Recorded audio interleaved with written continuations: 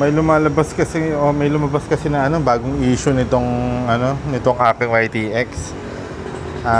Siguro hindi lang ako naka-experience ito. Meron na rin siguro nangyaring ganito sa iba. Ayun nga, ang problema kasi nitong YTX ko ngayon, sa umaga during cold start, ang hirap niyang paandarin kung hindi siya tawag dito, kung hindi mo siya i-chochok. Pagka chinok mo naman, one click naman yung andar. Kaya lang maano mo na parang hirap talaga siya, na hindi siya normal eh. So ang nangyari, hindi nakachok siya, no? Tapos pagka in-accelerate mo, parang malulunod. So kaya yun, hindi ako makakontento eh. Bigla lang naman lumabas tong ganitong issue niya. Ewan ko kung talagang downside din lang ng YTX to. Pero however, ito nga, nagta-trial and error ako para makita ko kung saan yung diferensya, at least may share ko rin sa inyo para alam nyo rin yung gagawin nyo.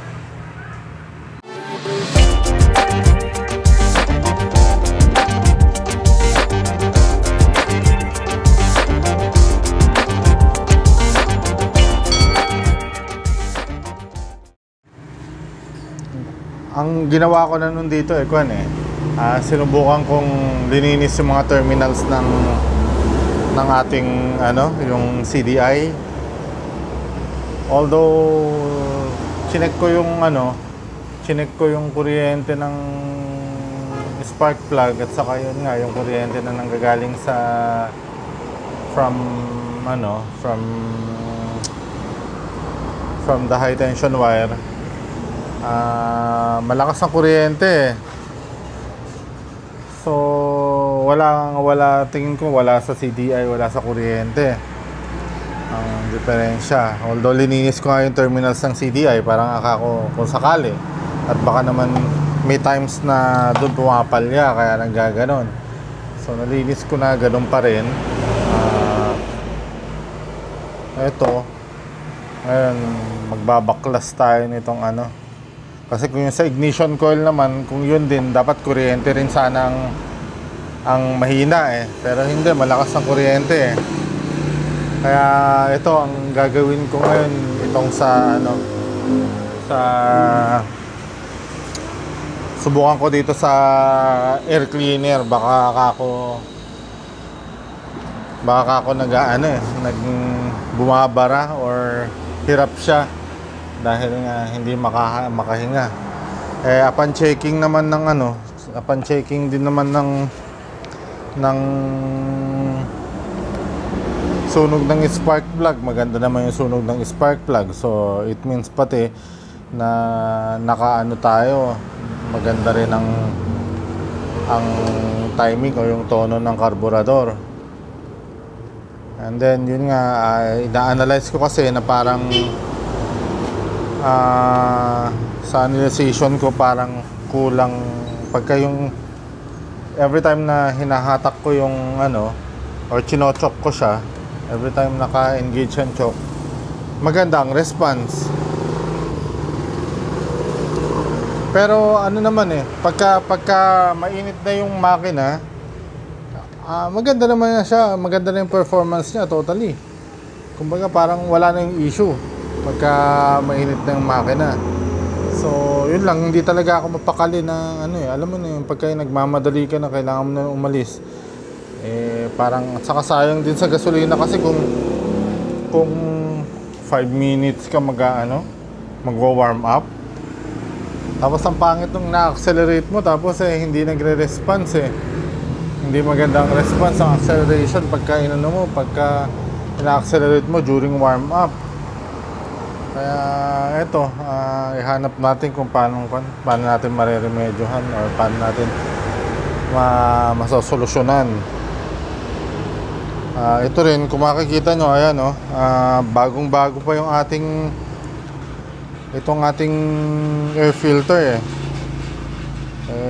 napansin ko nga rin parang nagkaganon simula nung nagpalit ako ng bagong air filter. Ewan ko, pero dapat sana mas maganda dahil mas maganda performance niya dahil bago na air filter, di ba? Mas nakakahinga na ng maluwag. So, ito, trial lang. Ang gagawin ko ngayon,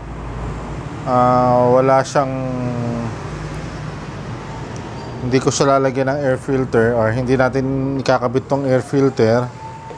Tapos paanda rin natin kung paano ang niya, performance niya or kung paano ang response niya. So, tara, paanda rin natin.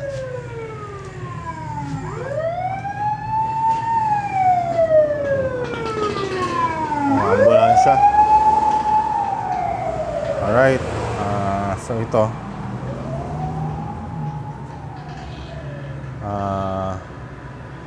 Nakaugalian ko na pagka hindi ko ginagamit tong motor or once na pinatay ko ng makina, ino-off ko na yung fuel cock para iwas tayo sa sa overflow.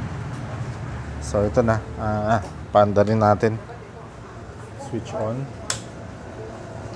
Tapos start. Ayun oh.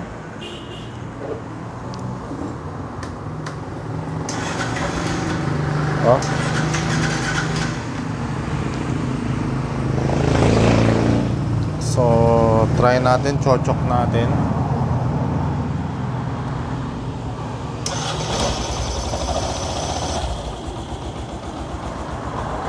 Mandar na. Pero narinig nyo maganda yung andar, di ba? Pero pag in-accelerate, ayun So, hindi doon, hindi yung anong diferensya. So, wala sigurong kinalaman dito sa walang kinalaman siguro dito sa air cleaner.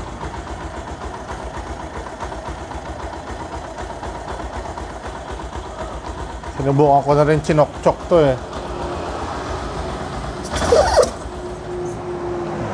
Ayan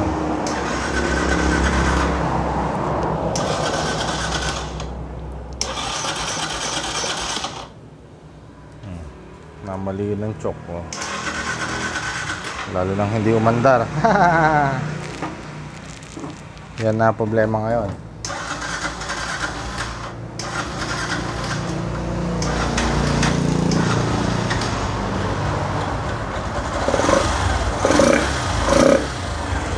Ayun, gumanda na yung akpan ayun, wala. May times talaga na maganda yung response, may times na pangit overflow siguro to.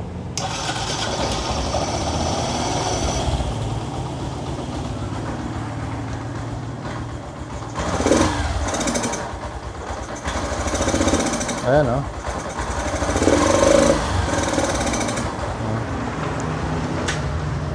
So, sa madalit sabi, wala ditong diferensya. So, balik muna natin.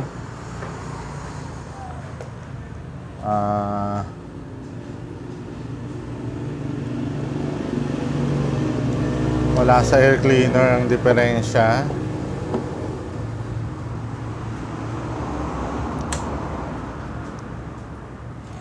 So, balik muna natin to. And then, tignan natin, try natin buksan yung choke.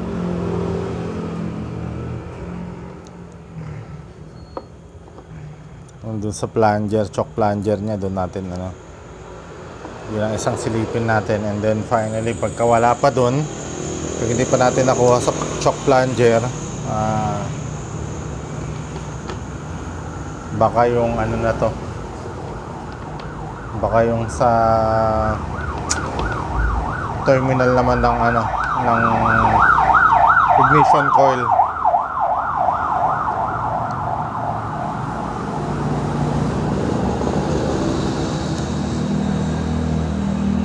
So ayan, dito ang tanggal. Dito muna tayo.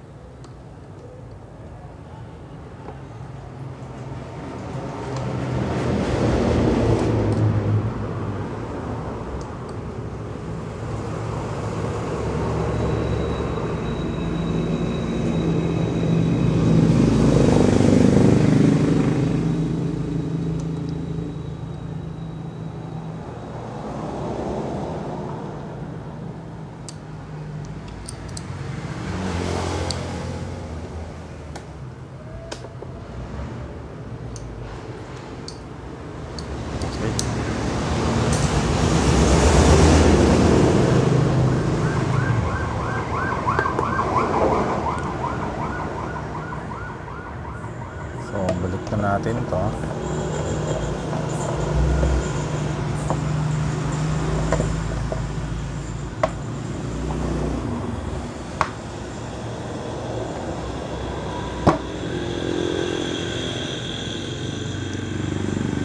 Ay, teka, ba't ba binalik natin yung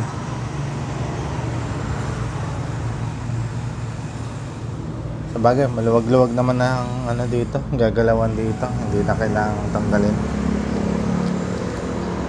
Sige. Aha. Kabit mo natin yung side cover. Ayan. And then diyan tayo mangalikot sa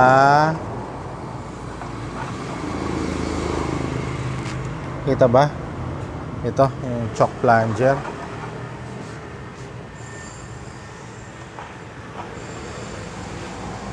Hindi yata masilip pa. Ayun, kita naman ano. Ayun, chock plunger. So, kuha lang ako ng ano, ng yabe. A few moments later. So, ito na nga. Ang gagalawin na natin ngayon yung kanyang chock plunger.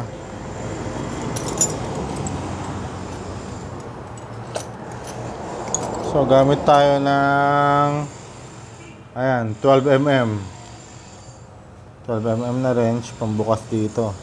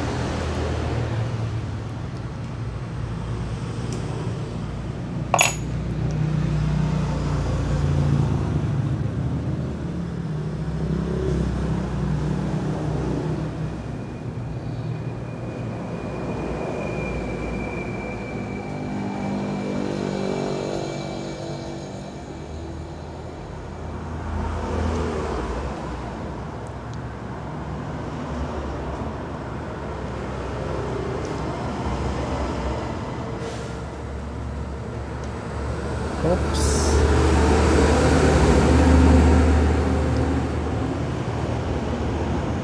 So, ito yung ating chock plunger. Ayan, mukhang marumi. Subukan kong paandarin na walang ano, wala tong chock plunger niya kung aandar.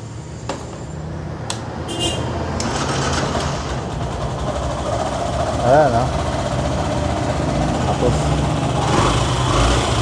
magandang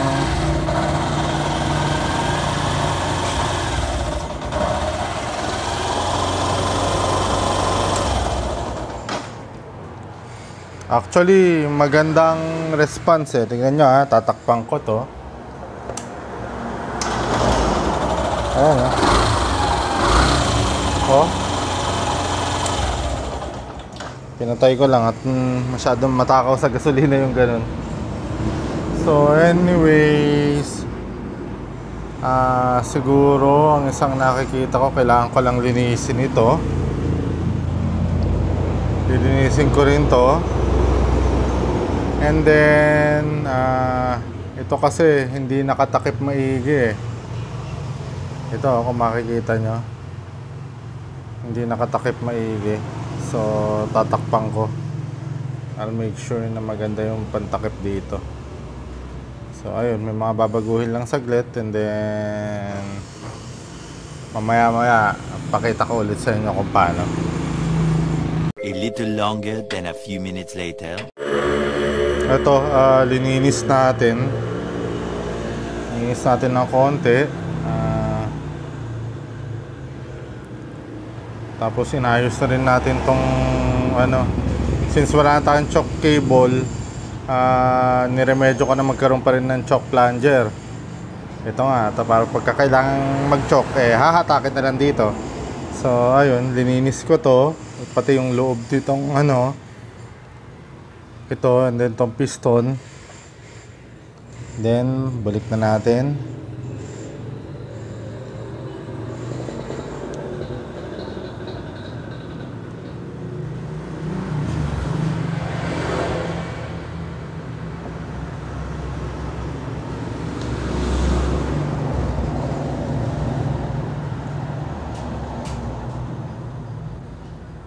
Hoping na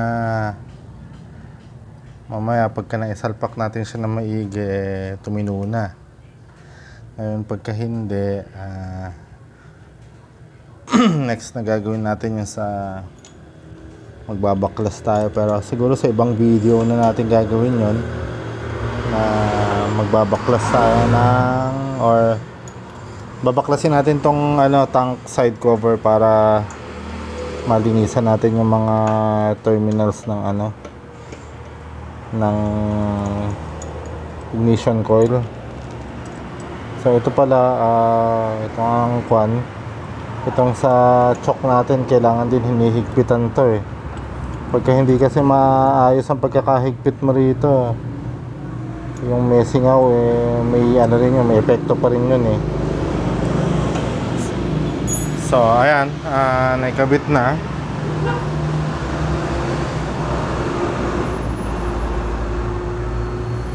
Try natin. Start. One click yung andar.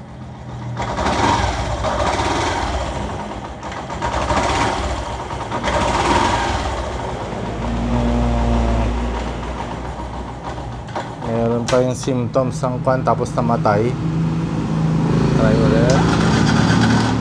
Ayaw.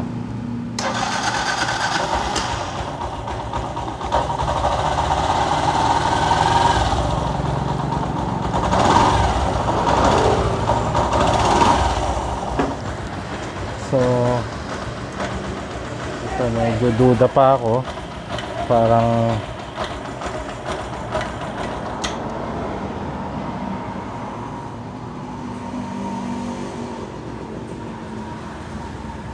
pero nagpa-play siya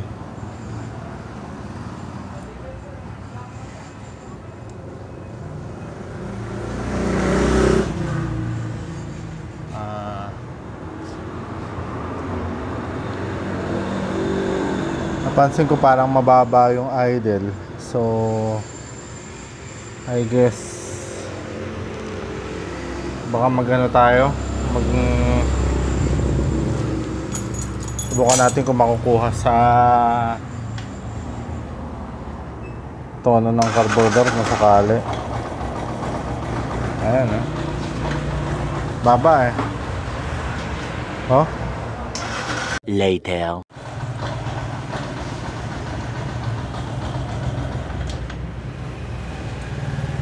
Hindi ko malaman kung mababa lang idle or may nagbago.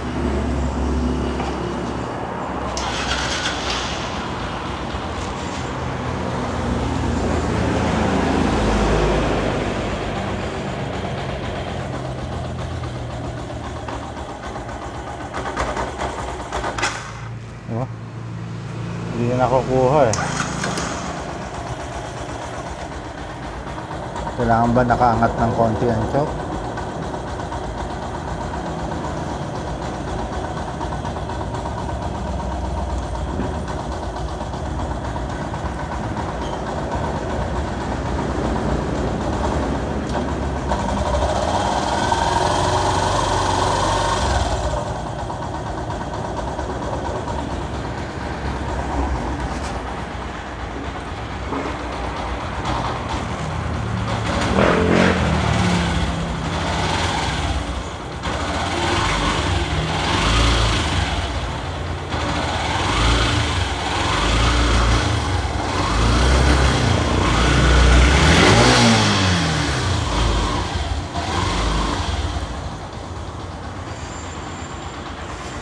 Doon pa rin yung symptoms niya, oh, na ano nyo, na lunod.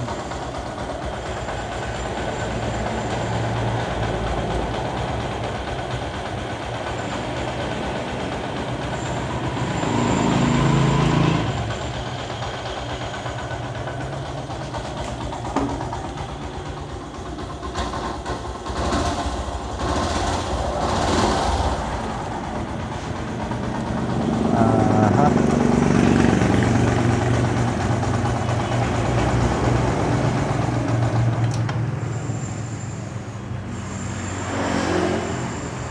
Isa, dalawa, kalahati. So itong dalawat kalahati, ito nataan ng carburetor.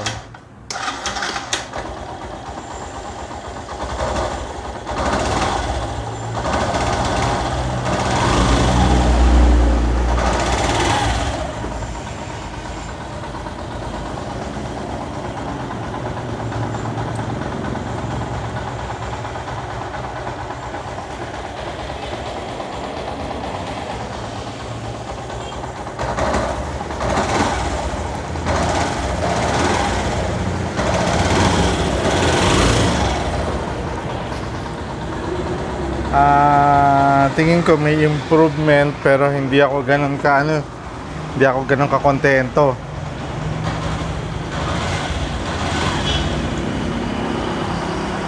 Although mainit na kasi yung makina pati.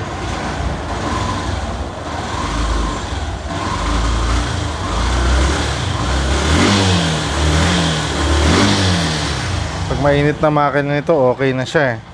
Yun yung nagiging kwan nito eh.